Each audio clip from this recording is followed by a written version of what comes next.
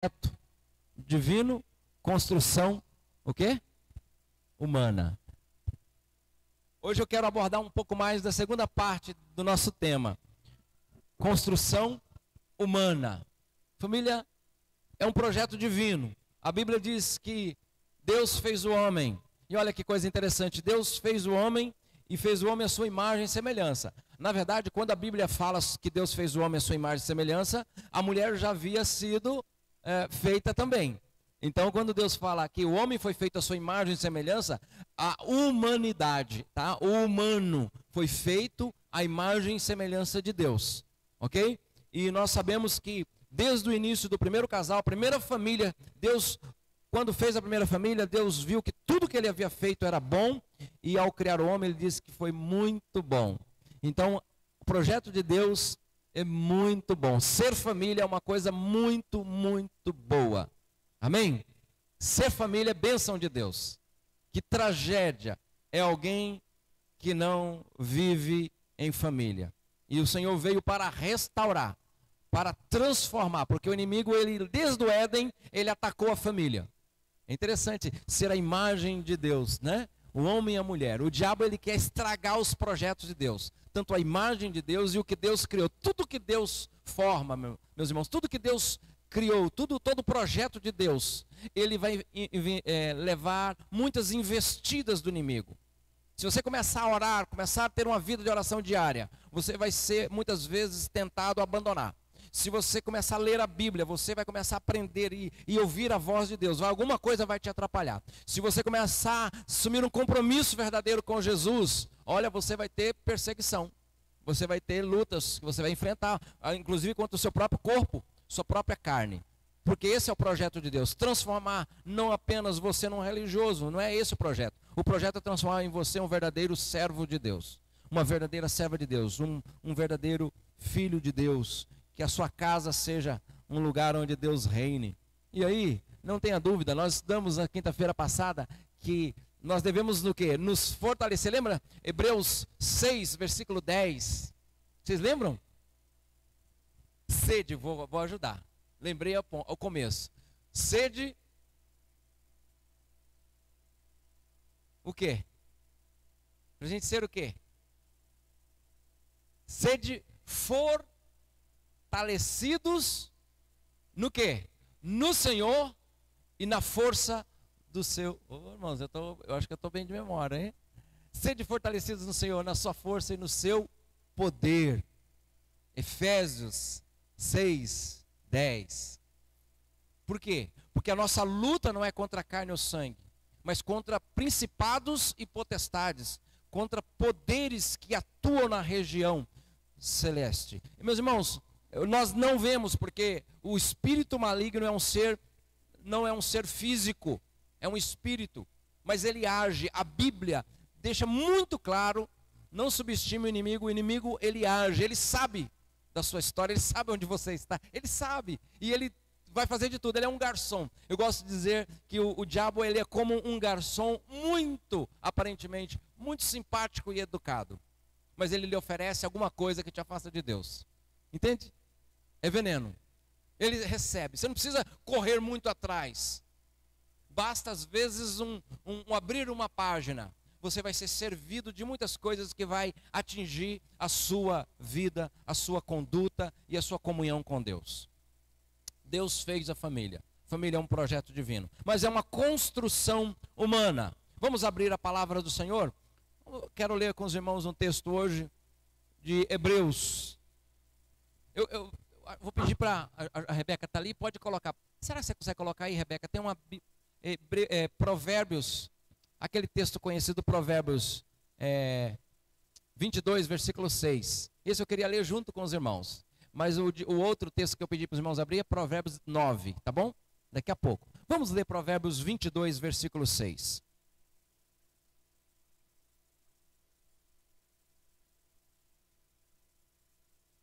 Bom, você tem aí na Bíblia então?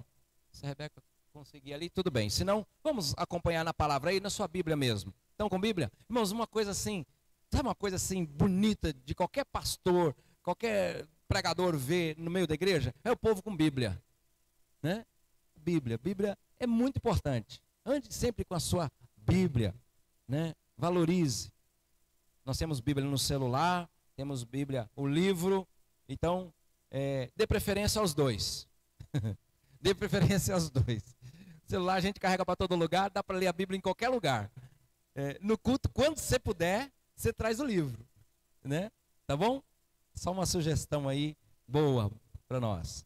A gente assim dá um exemplo bom para os novos convertidos também. Qual é o nosso texto, irmãos? Provérbios o quê? 20, você encontrou aí? 22, versículo 6. Vamos ler juntos, então? Um texto conhecido, né? Vamos lá? Ensina vocês.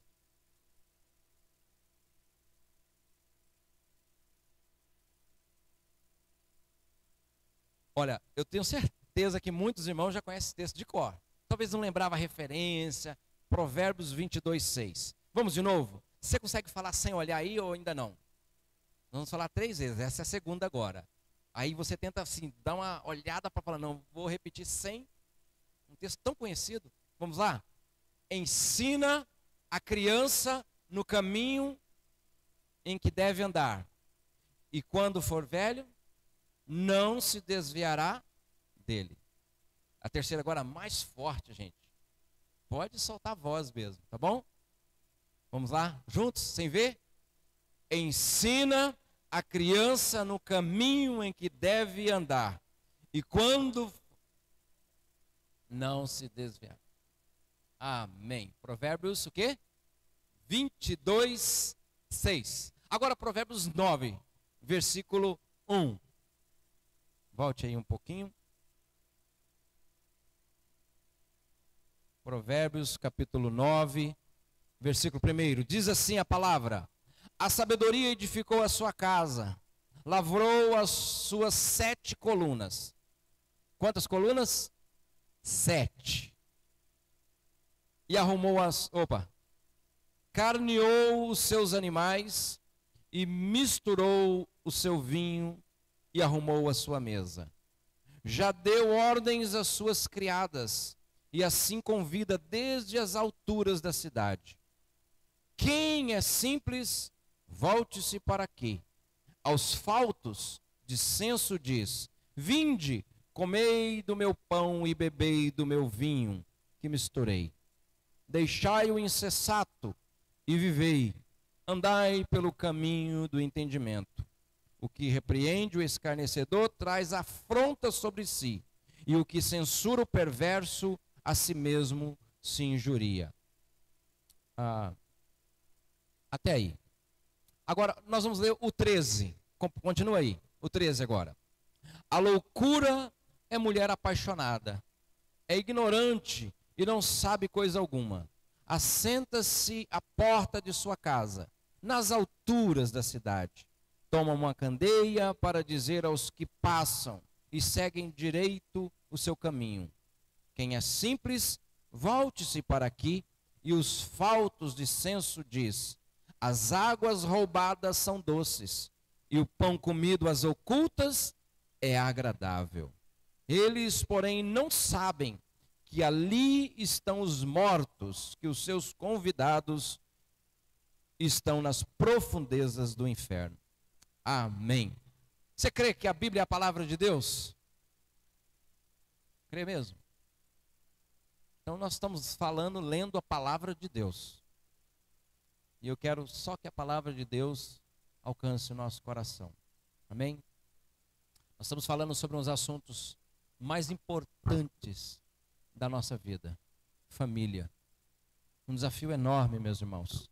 Um desafio enorme. Eu queria convidar você a mais uma palavra de oração agora por sua vida, por sua casa. Peça ao Senhor: Senhor, fale comigo. E abençoa, que essa palavra abençoe a minha família. Amém? Peço ao Senhor que a palavra que eu ouvi hoje seja uma palavra que venha para abençoar a minha família. Feche seus olhos, então, vou dar um minutinho para você falar com Deus. Ele está aqui, pronto para nos ouvir. E Deus está querendo fazer coisas novas na sua vida, na sua história.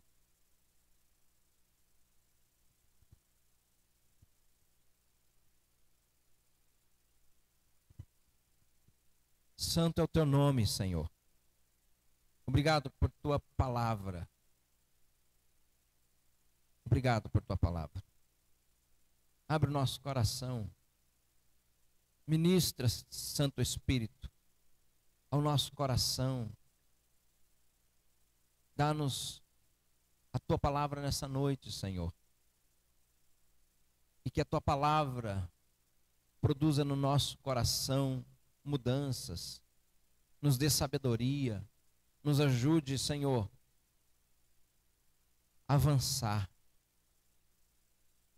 mas avançar na direção do Senhor. Em nome de Jesus. Amém. Amém. Amém, irmãos? Amém. Ensine a criança no caminho que deve andar. Esse ainda é o louvor, né? Ensine a criança no caminho que deve andar.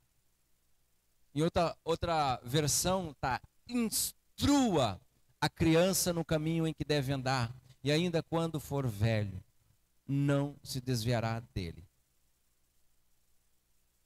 Quantos irmãos aqui, quantas vezes nós, ao olharmos para esse texto,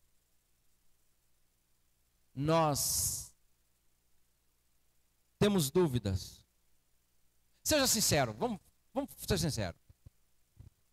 Instrua a criança no caminho que deve andar. Você já conheceu pessoas que se desviaram, pais que ensinaram e falaram da palavra de Deus e filhos se desviaram? Quem já aqui sabe de histórias assim? Vamos ser sinceros. Tá bom. Vamos ser sinceros, irmãos. Quando a gente lê a Bíblia, esse texto da Bíblia, não dá um parafuso na nossa cabeça? Não dá um medo? Imagine você você afirmando, você estando no meu lugar aqui hoje, e você dizendo para as pessoas: olha, você está dizendo o seguinte: se você ensinar o seu filho no caminho, ele, ainda que ele cresça e for velho, ele não vai se desviar. Se você estivesse no meu lugar, pergunta a você: você garantia isso às pessoas? Pode levantar sua mão agora, quero ver se você tem coragem. Não? Garantia isso? Que as pessoas não vão se desviar. A Bíblia diz isso, gente. E como que a gente responde a casos de pessoas, crianças que se desviaram? Aí a gente pode cair na máxima de dizer assim: certamente você não ensinou. Opa! Teve pai e mãe que lutou com seus filhos e eles abandonaram o Senhor. Eu não sei a resposta. Mas uma coisa eu sei: alguém falhou. E eu sei que Deus não falhou. Então, será que esse texto, ele deve ser compreendido no sentido de que ele jamais, ele não vai se desviar? Não, porque a gente tem fatos que comprovam que muitos que ensinaram, a criança desviou. Mas sabe de uma coisa que a gente percebe? Que os que são do Senhor e aprenderam, voltaram. Não é verdade? Ou seja, eu e você, nós estamos sujeitos a cair. A cair. Mas se o nosso coração de fato, e o coração dos nossos filhos pertence ao Senhor, eles podem até errar. O texto não diz que eles não vão pecar. O texto não diz que eles não vão fraquejar.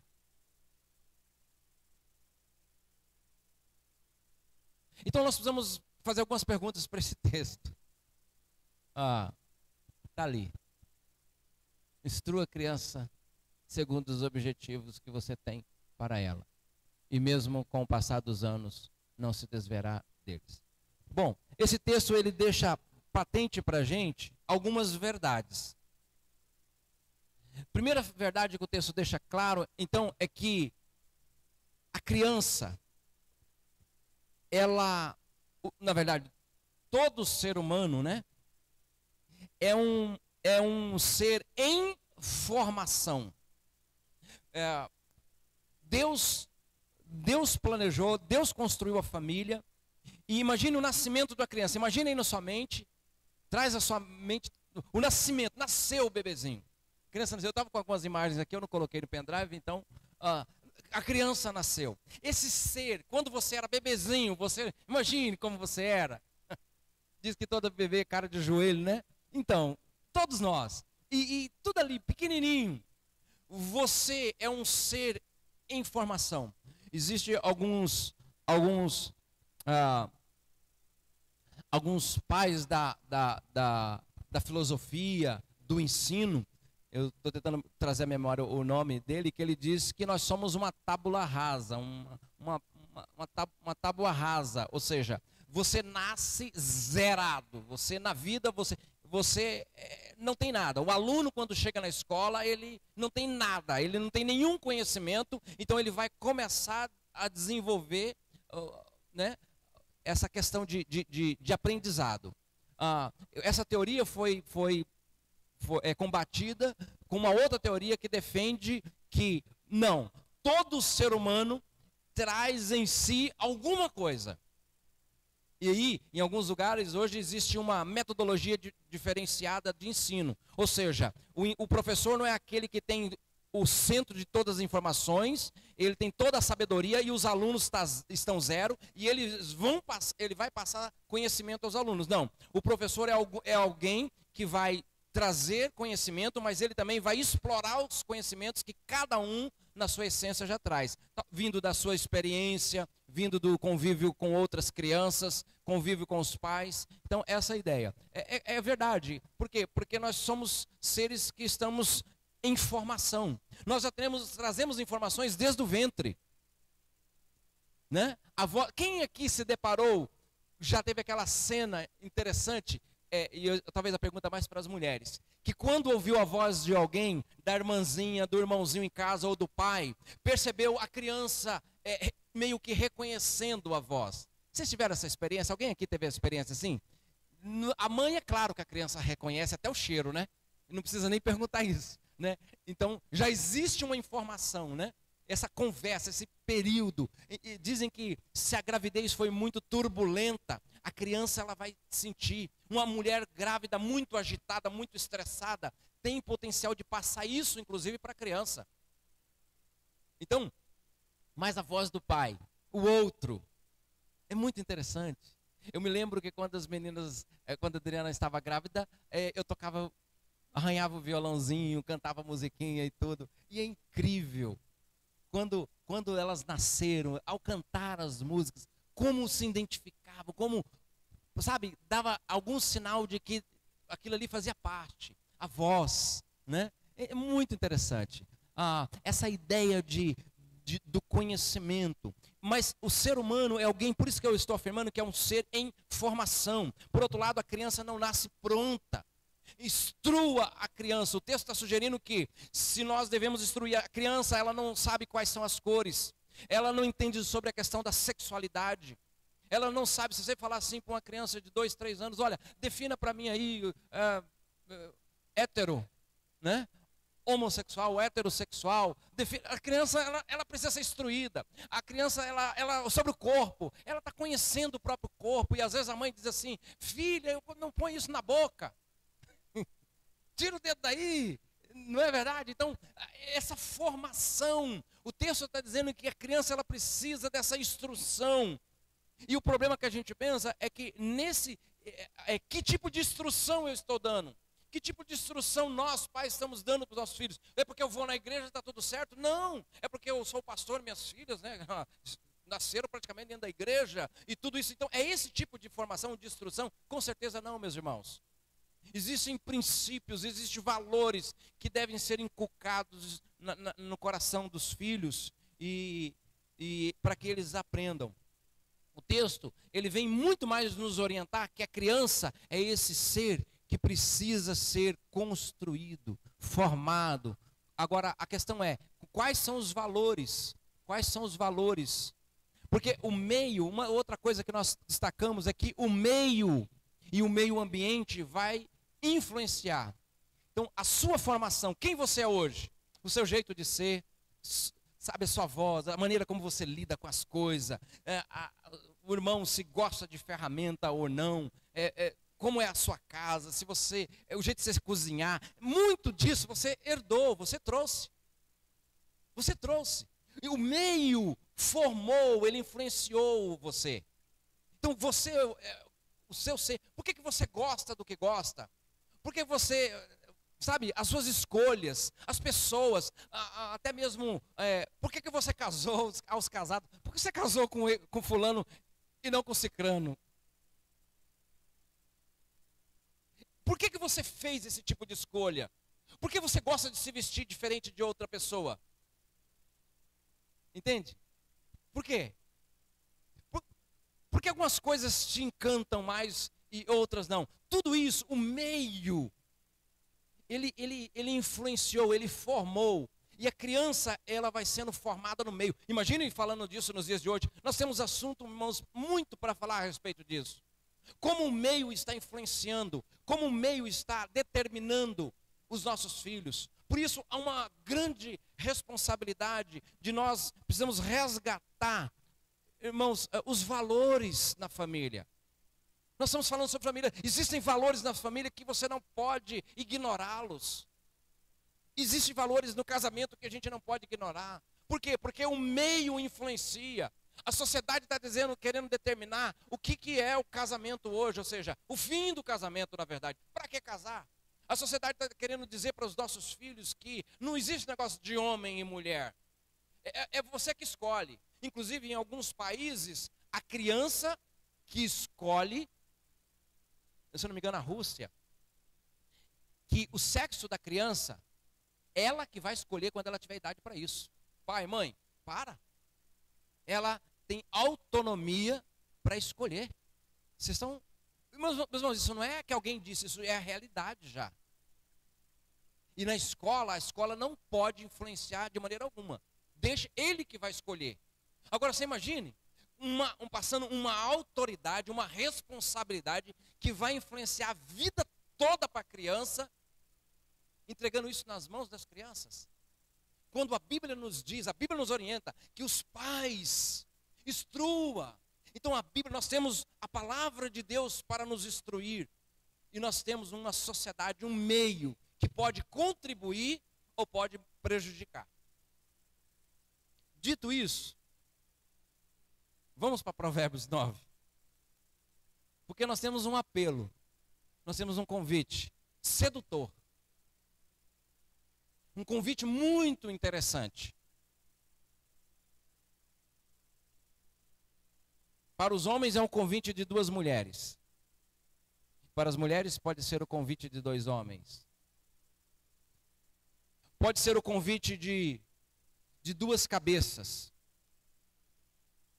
Pode ser o convite de 2 senhores. Interprete como quiser. Nesse texto que nós lemos, o texto traz a figura de 2 mulheres. Uma se chama Sabedoria, Dona Sabedoria. A outra se chama Loucura, Dona Loucura. E aí o texto traz um convite para que você construa. Tanto uma como a outra convida você a construir o seu relacionamento, os seus filhos, a sua história. Todas as 2 estão nos convidando a construir. Qual vai ser a sua escolha? Qual tem sido a sua escolha? Nós vamos olhar para a sociedade, nós vamos olhar para os nossos próprios pensamentos, ou nós vamos nos debruçar diante daquilo que a palavra de Deus nos oferece? Olha bem, a sabedoria edificou a sua casa, lavrou suas 7 colunas. A sabedoria, ele traz essa ideia das 7 colunas. E é interessante que, sem querer mistificar, mas o número 7 na Bíblia, ele tem um significado muito precioso. Significa perfeição. Deus fez o mundo em 6 dias, no 7º descansou. O número 7, né? Muito presente na Bíblia. Outros números também, como número 40, número 12. E a gente vai ficar escolhendo numerologia. Não. Mas a ideia de algo, por exemplo, as 7 cartas às igrejas da Ásia, quando em Apocalipse fala sobre os fins dos tempos, traz as 7 cartas à igreja da Ásia, mostrando uma totalidade, algo completo. E quando a gente pensa em sabedoria, a ideia de uma construção que é completa. Eu não vou falar sobre o 7 não hoje, mas poderemos voltar a esse assunto para trabalhar os outros. Quero apenas destacar alguns pontos que eu posso chamar de 4 colunas então. Bom, a sabedoria está nos convidando. Diz lá, carneou os seus animais, misturou o seu vinho, arrumou a sua mesa, já deu ordens às criadas e assim convida desde as alturas da cidade. Então a sabedoria está convidando, mas a loucura, olha o versículo 13, também convida. A loucura é mulher apaixonada, é ignorante e não sabe coisa alguma. Assenta-se à porta da sua casa, nas alturas da cidade, toma uma candeia para dizer aos que passam e seguem direito o seu caminho. Todas as duas estão convidando. É uma ilustração muito clara, meus irmãos, sobre onde nós estamos construindo. Onde você vai construir? Você vai construir o seu relacionamento, a sua família, segundo a sabedoria de Deus, segundo os princípios que vêm do Senhor, ou você está construindo de acordo com aquilo que o mundo e a sociedade, esse sistema caído, está oferecendo? Pastor, mas é claro que nós vamos construir segundo a vontade de Deus. É mesmo? É mesmo? A sabedoria, primeiro nós vemos então, por isso que a família deve ser uma construção humana. Nós temos responsabilidades, nós que edificamos, meus irmãos, construímos. Então a sabedoria, ela coloca aqui, primeira coluna aí, sobre essa necessidade de construir. Edificou a sua casa. Então existe um jeito de edificar a família, a casa, e a casa que representa a história, a vida, a família, com sabedoria e com loucura, com ideias totalmente tolas. É interessante como o livro de Provérbios fala da sabedoria, desde o primeiro capítulo. Fala, meu filho, busque a sabedoria, mais do que joias e ouros, busque, atende a voz da sabedoria. A sabedoria clama pelas ruas. É um convite à sabedoria. É um convite para que você fale assim, os meus filhos, eles vão ser edificados sobre os alicerces da palavra de Deus. A família é um projeto de Deus, meus irmãos, mas se você não fizer a sua parte, vai ruir. Se você não tiver compromisso com a palavra de Deus, não dá certo. As consequências virão. Olha para a Bíblia, quantos homens de Deus sábios, quantos homens de Deus usados, e Deus escancara as decisões erradas e as consequências de decisões erradas. Deus não escondeu o pecado de Adão. E Deus não escondeu as consequências do pecado deles. Deus não escondeu o pecado de Caim, o assassinato. E Deus não escondeu as consequências do pecado de Caim. Deus não poupou uma geração toda no dilúvio, porque desviaram-se, viraram as costas para o seu Deus. Apenas uma família, a família de Noé, e Deus o salvou e recomeçou. Deus pode recomeçar tudo. Então, nós temos a oportunidade, o privilégio, enquanto nós estamos, meus irmãos, nós temos uma sociedade, numa cidade de 200 mil habitantes, e graças a Deus tem um grupo grande de evangélicos, de convertidos, de gente que ama a palavra de Deus. Graças a Deus, nós não vivemos numa cidade perdida, amém? Nossa Sodoma e Gomorra da vida. Glória a Deus por isso, tem povo de Deus nessa cidade, tem gente que ora pela salvação dessa cidade, tem pessoas fazendo a diferença, graças a Deus, e nós fazemos parte desse grupo, desse pessoal que escolheu a sabedoria, que quer construir com sabedoria. A Bíblia diz, a mulher sábia, onde está na Bíblia? A mulher sábia edifica a sua casa. Provérbios, aquela lá é a mulher sábia mesmo, de Provérbios. Mas esse versículo está em Provérbios 16. Se eu não me falha da memória, 14:1, 16:1. Confere aí. Mas lá sim, a mulher sábia também de Provérbios 31, né? Mas a mulher sábia, é isso mesmo, 14:1? A mulher sábia que diz aí, edifica a sua casa, mas a tola, não é só a sábia que o texto fala, a tola com as próprias mãos a derruba. Então, mas serve para os homens também. Mas a mulher sábia, parece que a mulher tem um papel muito especial dentro do lar. A gente pensa que o homem que tem um papel, o homem tem um papel muito especial, mas a mulher tem um papel muito especial dentro do lar. Parece que a influência da mulher é muito forte na vida dos filhos, inclusive desde o ventre. mas os homens também. O coração do homem, vamos lá, deixar um para os homens. Provérbios 16:1 então, né? O coração do homem pode traçar planos, mas a resposta certa dos lábios vem de quem? Do Senhor. Provérbios 16:1.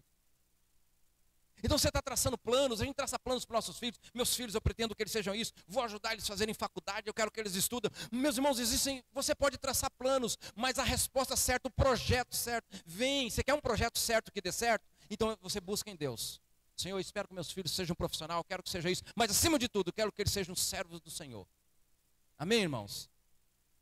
Mulher sábia, a mulher sábia edifica a casa, mas a tola com as próprias mãos derruba. Não deu certo por quê? Porque foi tola. Não deu certo por quê? Porque você, ao invés de incentivar, de motivar, de buscar a Deus, de investir no seu lar, você não teve sabedoria. Então vamos construir as nossas famílias com sabedoria. Construir com sabedoria. Primeiro pilar, a construção, o projeto tem que ser com sabedoria. E onde que a gente busca sabedoria? Alguém fala assim, poxa, eu queria ser um pouco mais sábio. Se você quiser um pouco de sabedoria, mas um pouco não, um bocado. Onde é que a gente encontra? Na palavra, diante de Deus, de joelho dobrado. Tiago, capítulo 1:5, diz o quê? Se alguém necessita de sabedoria, o que faz? Peça a Deus, porque Ele gratuitamente dá a todos que lhe pedirem. Você quer sabedoria? Senhor, como ser a mulher sábia dentro da minha casa? Peça a Deus, está na Bíblia, Tiago 1. Peça a Deus, Deus vai te fazer uma mulher sábia. Então construa segundo a sabedoria do alto. Cuidado com as ideias, cuidado com os convites, cuidado, meus irmãos, com uma vida descomprometida com Deus. Eu quero dizer uma coisa para os irmãos, eu gostaria muito mesmo, mas eu creio que todo cristão, todo homem de Deus e mulher de Deus tem que ter sim um compromisso com a sua família, tem que ter um compromisso de cuidar da sua família, tem que ter um compromisso de investir no tempo de lazer com a sua família, mas você tem que ter um compromisso com as coisas de Deus. Você está ensinando os seus filhos que com Deus não é coisa de brincadeira, com Deus a gente precisa ter compromisso, e compromisso que eu estou dizendo, não é só a gente, eu sou da igreja, um compromisso de dizer assim, Senhor, onde eu posso ser útil? O que eu posso fazer? Porque Deus nos capacitou com dons e talentos, nós podemos fazer muito para o Senhor, e esse é o maior legado, um dos maiores legados que você pode deixar para os seus filhos. Meus irmãos, imagine, porque muitos jovens não querem ter compromisso com Deus, porque eles não foram instruídos. E vou dizer uma coisa, às vezes o compromisso nos ajuda em muito momento de crise, dizer assim, eu não posso largar. Por exemplo, aos casados, todo mundo já casado já pensou nisso, não, eu acho que, você já pensou em deixar o fulano? Não, talvez alguém, os irmãos, nunca pensou em deixar o marido, mas já pensou em dar uns cascudos. E aí você não deu por vários motivos, e uma daqueles falou, Senhor, eu não posso ser a mulher, eu não posso ser uma mulher assim, eu não quero ser uma pessoa agressiva, né? Já pensou em largar o emprego? Vamos deixar mais brando, vai, para não pensar no marido, na esposa? Aí você diz assim, mas eu não posso, esse emprego eu não estou tendo alegria nenhuma, tá uma coisa chata. Mas aí você lembra dos filhos, o leite que precisa em casa, você lembra dos benefícios que isso pode trazer, e você sabe da responsabilidade que você tem, você diz, vamos para a batalha, não é? Não é assim, gente, não é verdade? Segundona, você está cansado, com dor de cabeça, e você fala, meu Deus do céu, hoje eu precisava ficar dormindo um pouco mais. Não estou bem. Mas você vai lá e eu preciso, eu tenho compromissos. Aquele compromisso, às vezes, ele é muito prazeroso. Mas tem dia que não. Tem dia que o compromisso, ele te mantém de pé, responsável. Meus irmãos, por que na igreja, na obra de Deus, não pode ser assim? Nós precisamos sim assumir compromissos, por dois motivos. Primeiro, porque você continua de pé. Segundo, e quem está comprometido, quem está tão ocupado com as coisas de Deus, não tem tempo, meus irmãos, para as coisas do mundo e para ser, sabe, presa fácil. Outra coisa, porque o reino de Deus nos convida, nos dá a oportunidade de servir. Deus te dá a oportunidade de usar os seus talentos, o seu potencial, para construir. E que coisa bonita, os filhos poderem seguir os exemplos dos pais. Com todo respeito ao catolicismo, com todo respeito às igrejas, às religiões. Mas sabe uma das tragédias do catolicismo? E por que no cristianismo, no protestantismo, houve muitas conversões? Porque o catolicismo, ele ensinou o povo a ter a religião do final de semana. Não é verdade? Eu mesmo. Eu ia lá, faltava no catecismo tudo, ia lá uma vez ou outra lá, só para poder marcar presença, porque era obrigado a ir. E quem vai no final de semana tá bom. Não tem uma relação com Deus, um compromisso com Deus, um compromisso com a palavra de Deus, é religião. Meus irmãos, o compromisso é tão importante. E nós precisamos ter um compromisso com a sabedoria. Ensine os teus filhos, mas ensine com a sua vida. O seu amor a Deus, isso que vai ficar. O seu amor à palavra de Deus. Você é uma pessoa que ora na sua casa. Você é uma pessoa que lê a palavra. Você é uma pessoa que fala de Deus. Você não é aquela pessoa que ora, está falando palavrão, outra hora está querendo falar das coisas de Deus. Não, você tem abandonado as coisas desse mundo. As coisas da mulher louca aqui no texto. Do mundo louco, desse sistema que é louco e quer nos seduzir, quer nos levar. Mas você tem sido sábio, você está procurando sabedoria. Que Deus te ajude a você ser um homem, uma mulher sábia e ser uma bênção dentro da tua casa. Construir com sabedoria. Mas diz o texto também que ela carneou seus animais, lavrou suas 7 colunas. Jó, você está com a NVI, a palavra lavrou, a outra tradução, como é que está aí? O primeiro versículo. Hã?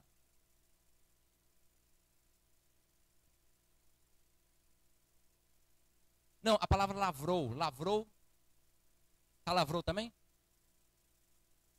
O primeiro, um. Eu estou tentando lembrar a palavra que a NVI traz. Hã? Permeou. Ergueu. Isso. Ergueu. Aí no 2 tem outra palavra. No 1 é ergueu, no 2 arrumou a sua mesa, né? Aí deu ordem às suas criadas. Nós vemos aqui uma preparação, uma arrumação mesmo. Sabe, a casa às vezes ela precisa de manutenção. Toda casa precisa, né? De manutenção. Mas é uma coisa, esses dias eu estava lembrando aos irmãos, estava conversando com o pastor Neri, ele falando sobre, de vez em quando ele tem uma faxina para dar, né? A gente estava conversando sobre faxina. Alguns irmãos são bem animados e acordam um pouco mais cedo, né? Outros nem tanto. Bom, às vezes eu lembro em casa que, gente, dia de faxina, a gente queria fugir. A gente queria fugir. Não. E não tem jeito, tem hora que tem. E às vezes quando você vai fazer uma faxina, é a hora que você percebe o que é uma rachadura. É hora que você vai perceber que aquela telha precisa trocar mesmo, porque está pingando. Você vai perceber que um cano estourou, né? Às vezes na faxina que você vai identificar os problemas. E meus irmãos, toda família precisa de manutenção, de restauração. Toda família. Às vezes a gente precisa falar assim, sabe uma coisa? A gente não está saindo junto. A vida é tão corrida, a gente não tem um tempo para nós. Sair junto é bom, gente? Oh, coisa boa, né? Isso faz parte da manutenção de um relacionamento? Claro, conversar, sorrir, sabe?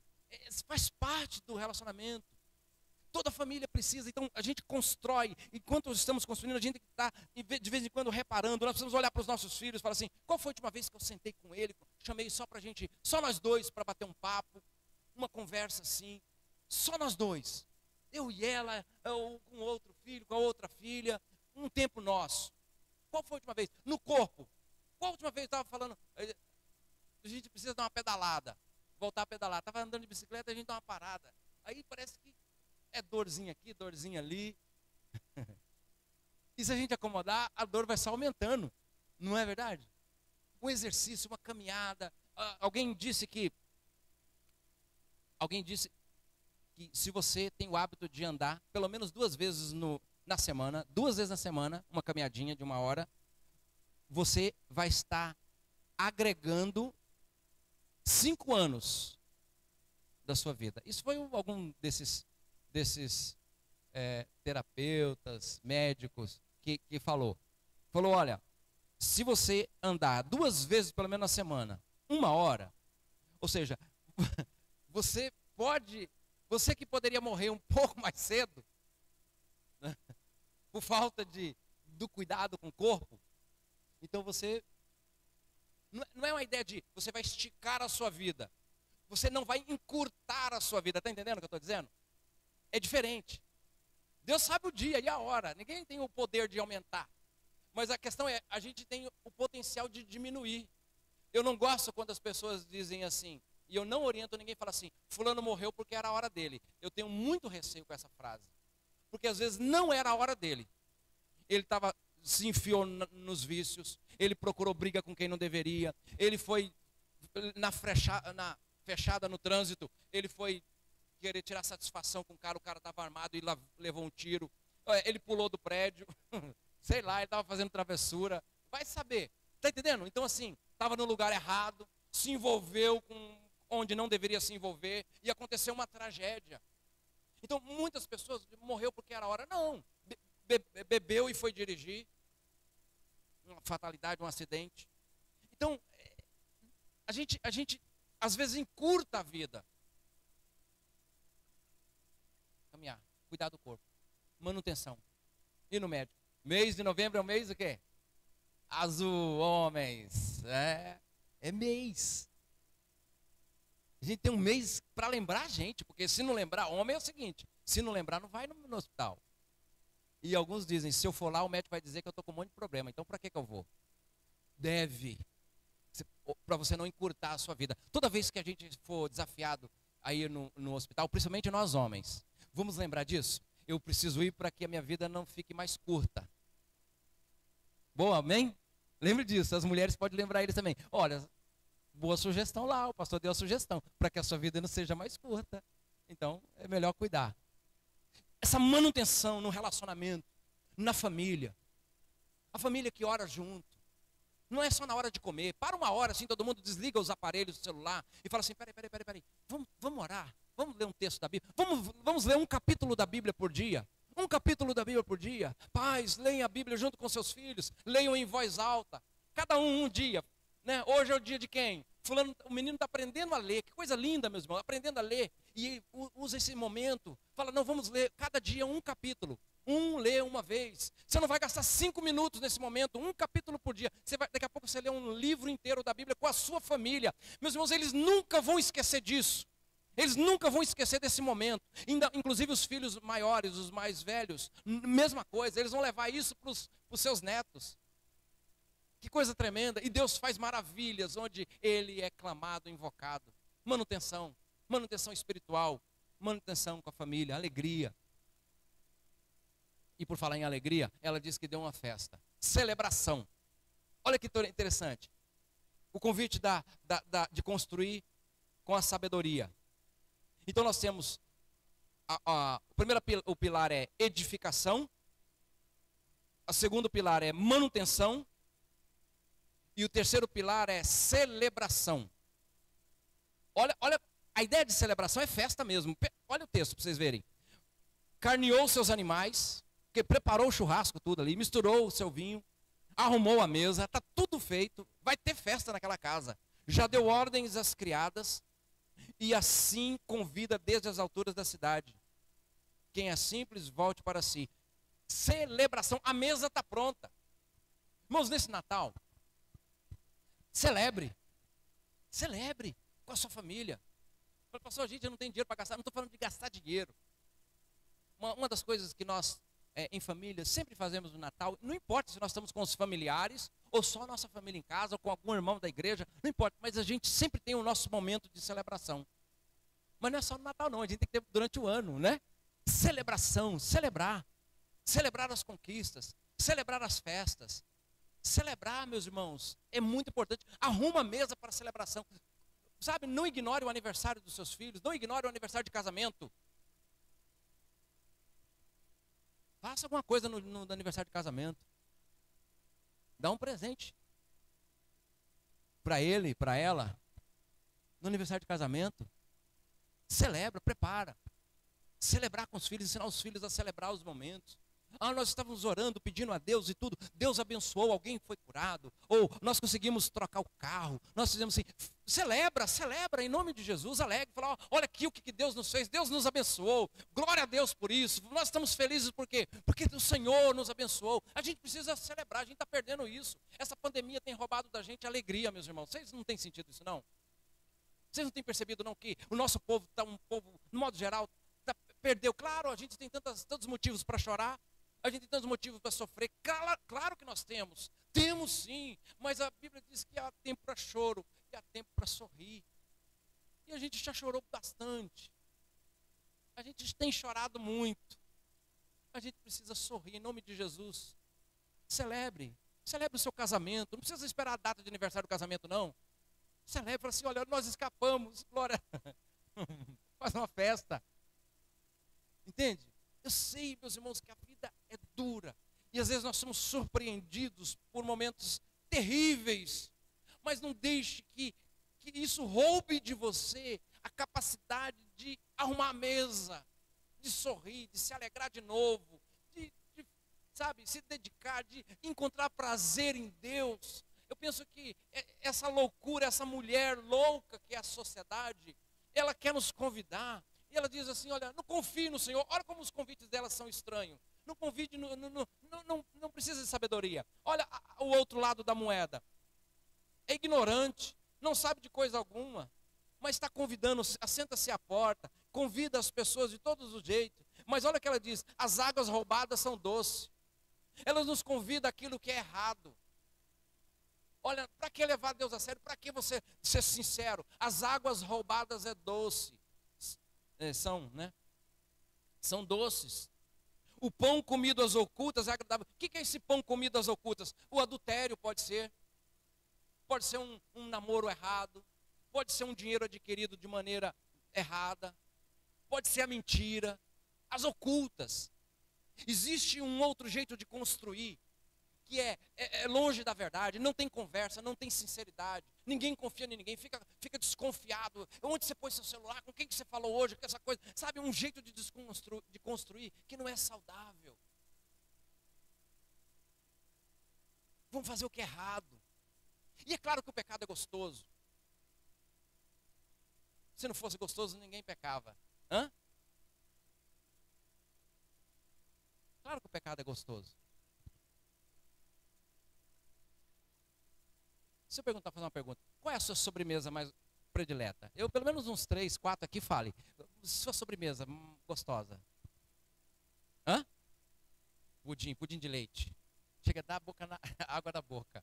Tem uma pessoa aqui que faz um pudim de leite, dona Inês, vocês precisam, gente. O que mais? Outra sobremesa gostosa.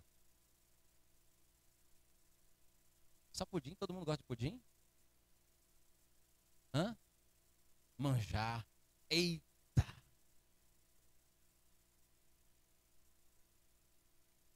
Torta de chocolate gelado. Torta de morango. Mousse de maracujá. O Jó gosta de milho, né? Sorvete de milho. Bom, maçã é sobremesa boa? Sobremesa. Maçã é das melhores. Você assim, tem um monte de sobremesas, tudo essas aí que nós falamos. Você vai pegar primeiro a maçã ali? Quantos aqui vai pegar primeiro a maçã? A maçã é segundo? Está em último lugar a maçã? A gente está falando maçã porque é um símbolo do Éden lá. E onde eu quero chegar? É que essa mulher louca, ela tem esse mesmo espírito, essa sociedade tem o mesmo espírito que habitava em Lúcifer. E ele diz assim, olha, come. O pecado ali no jardim não foi comer a maçã, porque tinha tanta fruta gostosa. Você acha que o negócio era porque era maçã? Não. O pecado ali era, faça aquilo a tua vontade, não a vontade de Deus. Faça a sua vontade. Você está lá na internet, surgiu uma janelinha estranha, alguém dando um oi. Vê. Você quer mentir? Você quer ter lucros desonestos? A vida é minha, mando eu. Ou seja, existe um sistema, um ser que está dizendo assim, não siga a verdade da palavra, não construa sobre a palavra. Existe um outro jeito de viver. Existe o povo da malandragem. E eles estão tudo pulando, parece que estão tudo alegre. Mas olha, o texto deixa bem claro, meus irmãos. É loucura. é loucura. Existe um estilo de vida que é loucura. O pão comido às ocultas é agradável. No começo é, mas depois é amargo no estômago. Eles, porém, não sabem que ali estão os mortos, que os seus convidados estão nas profundezas do inferno. Mas o texto diz lá que ele é o convidado, ele é tolo. Quem é simples, volte para aqui. E os faltos de senso, é gente sem juízo. Mas a sociedade está dizendo assim: crianças, é assim que é o certo. Pais, dá liberdade aos seus filhos. Vocês estão muito cansados, vocês não aguentam educar esses meninos. Não, meus irmãos, a gente consegue. Deus nos fez, Deus nos capacitou. E se Deus nos fez assim para viver em família, porque Deus nos dá todas as condições que você precisa para educar os seus filhos, para viver em família e viver bem. Então existe um convite da loucura, essa figura da mulher e o da sabedoria. Eu vou encerrar por aqui com só a última pilastra, para que os irmãos anotem aí, não vou me demorar. O texto diz assim: vinde, comei do meu pão. A sabedoria diz, versículo 5: quem é simples, volte para aqui. Aos faltos de senso diz: vinde, comei do meu pão e bebei do meu vinho que misturei. Deixai os insensatos e vivei. Andai pelo caminho do entendimento. Mas lá em cima, no versículo 3 diz: já deu ordem às suas criadas, e assim convida desde as alturas da cidade. Assim como a loucura, a sabedoria também convida. E o que a gente aprende aqui no quarto pilar aqui, nesse projeto nosso de construção humana, a minha família precisa ser um canal de bênção para outras pessoas.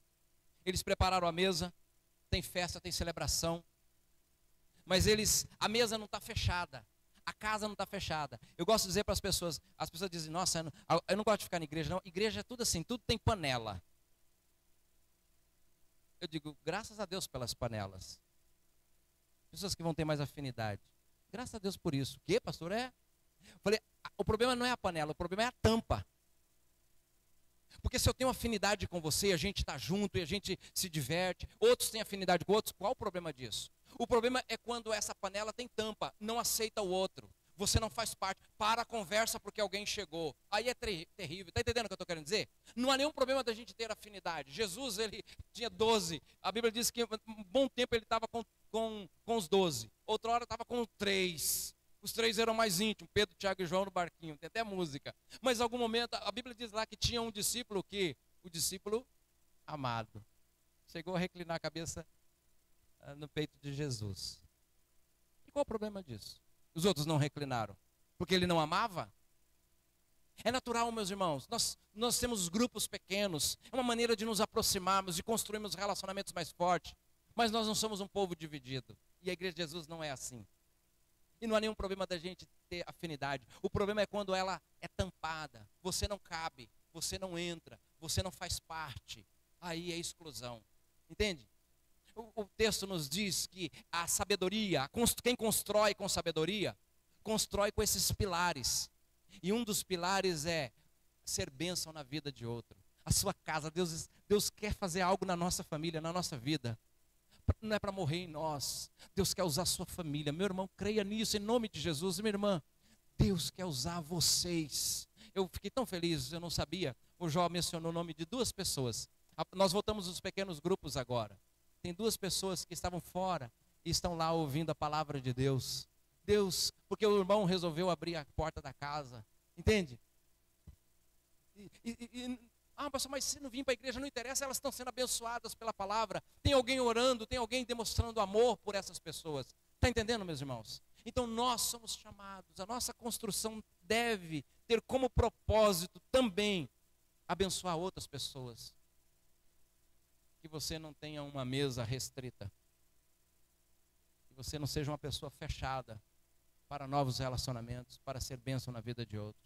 Existem pessoas que vão ser abençoados através da sua vida. É isso que Deus quer fazer. Que Deus use sua casa. Que Deus use sua vida, meu irmão. Tem coisas que pessoas que vão ser marcadas por Deus através de você. Que Deus nos abençoe. Os outros pilares, numa outra ocasião a gente volta a falar, né? São 7. A gente fica com esses 4. Construir com sabedoria, manutenção, construção, manutenção, celebração e a nossa missão de ser bênção na vida de outros. Que Deus nos abençoe. Vamos orar? Quero convidá-los a ficar em pé.